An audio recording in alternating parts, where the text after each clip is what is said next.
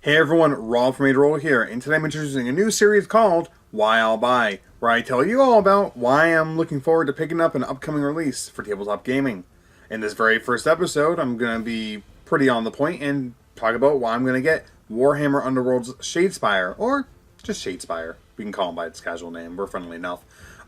Today is October 9th, and the game comes out on the 21st, so we're less than 2 weeks away from the release of Shadespire. And I'm pretty excited about it. And also, just as a little side note, little asterisk there, the first two expansion warbands, and I'll kind of explain what those are in a second, come out just 2 weeks later on November 4th. So they're doing a pretty decent release, I feel like, with this. Core set with 2 armies, or 2 warbands, and then 2 more warbands just 2 weeks later, which will really, I feel like, add depth to the game. So, just quick, what is Shadespire? Shadespire comes from Games Workshop, of course, set in the Warhammer Age of Sigmar fantasy universe. I'm not super up on the lore, so I may butcher some of this. If so, I apologize. I used to know a little bit more back before they destroyed the world and all the lore that we loved. Anyway, though, that's enough pandering. So, Shadespire is kind of, people are calling it Games Workshop's kind of answer to X-Wing, in that it doesn't require you to bust out your tape measure. It doesn't require you to haul, an entire box of an army to your gaming store just to play a game. It's a more board gamey type game, with some deck building and some awesome models. It's still definitely wargaming in a sense, but it does have, these other elements from other, corners of the tabletop thrown in there. And I have to say, I am extremely excited for it, to the point where I'm pretty much going all in at this point. I already have my game pre-ordered, and I'm really looking forward to picking it up and playing day one. And the armies, at least in the core set, are pre-colored snap-fit plastic, kind of what we've been seeing with the some of the new starting sets for Warhammer 40k, with the kind of Primaris and the Death Guard, where they're the blue and green colored plastics, and you just pop them together, no glue needed. They do come in a sprue, though, so you get that fun at least. But it's they come, and the starter box comes with the Stormcast Eternals, Liberators, and the Khorne Blood Reavers, and it's it comes with 2 double-sided boards, and they have hexes on them that line up, and they have places where you can start your guys. They have places where you can and cannot put objective markers, and it's a really interesting game because everything from how the board is set up to who goes first to or who deploys first to who goes first all come down to die rolls. So it's not like in Warhammer 40k where you roll once in the beginning and that kind of determines the back and forth all the way through who takes the first turn or who chooses who takes the first turn. So this game, I feel like, is a pretty good cross between wargaming, board gaming, and deck building, to the point where I hope people from all 3 corners of those come in and join the fun. And if you're a role player, hell, come play too. You're welcome to come. That said, though, I kind of have 5 main reasons beyond that the game looks fun, because that's kind of given. If you haven't watched any of the actual plays, Mini Wargaming actually has a really good one up. If you search up Shadespire, it's one of the top 3 hits, definitely. Mini Wargaming, go watch it. If you want, you can pause and come back, but maybe listen to this and then go watch that. Anyway, so reason number 1 is it's a very low cost of entry to wargaming.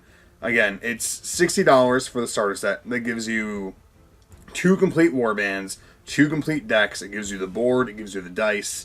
It gives you kind of neutral cards that you can shuffle into either deck. And really, it's a fun kind of low cost point where you can get someone, if you are a wargamer and you've been trying to coerce your friend into wargaming for a while, you pick up Shadespire. It's not going to put a big dent in your wallet. If you're playing 40k, you're already used to shelling out your soul to get the next unit that you need for your army, and you get a friend to play. Like, hey, no tape measure, no giant rule book. It's this board. We have cards. Let me walk you through it. So it's a good low cost game. It's a good gateway game, and it's I think a good kind of alternative to when you're not looking to play a huge game. Which kind of feeds into my second point, which is quick, fast paced, and set number of turns.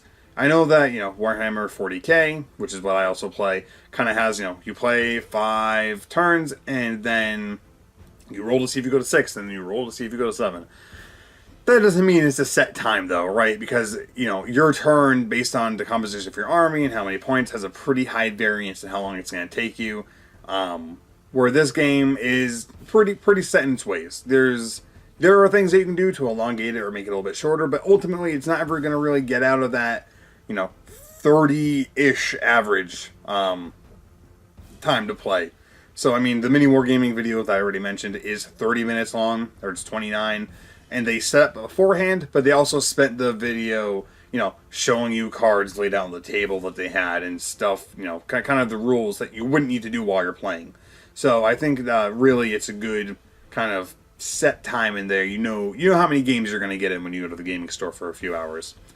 The third part, and this is kind of the actual fun of it, I guess, is the deck building aspect. So when you buy the core game, it does come with 2 sets of cards, one for the Liberators, one for the Blood Reavers, but it does come with a third set, and that includes cards that are neutral cards. So there are cards that are faction specific, and there are cards that can be used with any deck. And I think that's really kind of a good way to keep this game interesting. And, have you tried this card in the Blood Reavers versus the Eternals? How does this card really play with each of the factions that are coming out? So I think it's good that have kind of the distinction of faction specific and neutral, and the different ways that you can play around with all those. That way the factions keep their identity, but that way if there's a broken neutral card, it's a little bit broken for everyone. Moving on to my fourth point. If you watch the mini wargaming video, you'll see this especially, and you can see it in other actual plays. Momentum can swing in this game. It's not if you get down early on, you lose a guy early on, that you're done for. A few lucky dice rolls or unlucky rolls, or if you pull the right card, if you have a good deck that you built, you can swing back. You can gain the momentum back in your favor. You can go ahead and win, from the negative. And the other kind of fun side note here is that even if your entire army or your entire warband is destroyed, you can still do stuff. Because you can have cards in your hand that you don't need to use with a person. You can use them to affect the game board even, without anyone on the table. So if you're ahead in honor, which is kind of the points for the game, and your opponent is about to complete an objective, or you think they're about to complete an objective at the end of the game, and you have a card that can move that character, one of their characters, 1 square and prevent them from doing that, all is not lost. You have a chance to win still. If you are already kind of being soundly beaten, and you kind of reach that point where you've been tabled, might be a little bit harder, but, hopefully that's not happening too much. And I think with a game like this, I think it's going to be pretty easy for people who aren't super serious into it to still have at least somewhat of a fighting chance against people who are going to end up being really into it. And lastly, my last point, this is kind of a minor one, but it's also a major one in a lot of ways, is it is portable. When your entire army is 3 minis, and then you have a deck of cards and some dice and some boards, that's great. You can throw that all in a shopping bag if you want to. The difference between carrying a 2,000 point army in Warhammer 40k and carrying a warband and Shadespire is going to be huge, and I think that's going to be a big reason why a lot of people go out to play it more, right? When you go to play Standard at your local Magic the Gathering, if you have a backpack, and you can throw in as many decks as you want into that backpack, but you could also just show up with your deck box and have a D20 in there for your life counter and maybe some tokens for counters and what have you.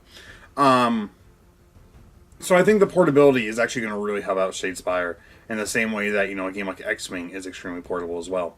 So those are kind of my 5 main reasons. I did forget to mention at the beginning of the video that the other 2 warbands coming out on November 4th, just 2 weeks after the game launches, are Iron Skull Boys, as well as the Sepulchral Guard, kind of skeleton-looking dudes. And I think that's a really smart idea, because if you pay attention, you have each of the 4 Grand Alliances from Age of Sigmar represented. The Eternals are Order, the Blood Reavers are Chaos, the Iron Skull Boys are Destruction, and the Sepulchral Guard are Death. So that's a pretty good assortment, and if you do get one of your friends to play that isn't huge into war games, but you're trying to get them there, and they're like, hey, these orc guys are pretty cool, I wouldn't mind, playing a game of Age of Sigmar with them, that's when your opportunity to be like, you think orcs are cool, look at all these things that orcs can do, or do you also like ogres, do you also like goblins, because you can mix and match all those things, and, you can tell them, generally people try and stick to one kind of faction within the order, but ultimately, hell, if they want to do ogres and orcs and goblins, more power to them. It's whatever you can do to get them into the hobby, do it.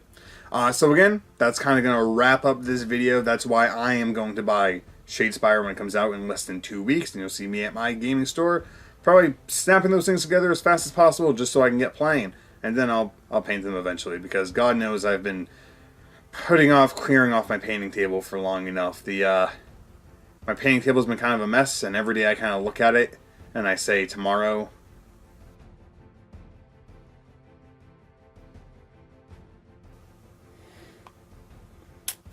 Definitely tomorrow.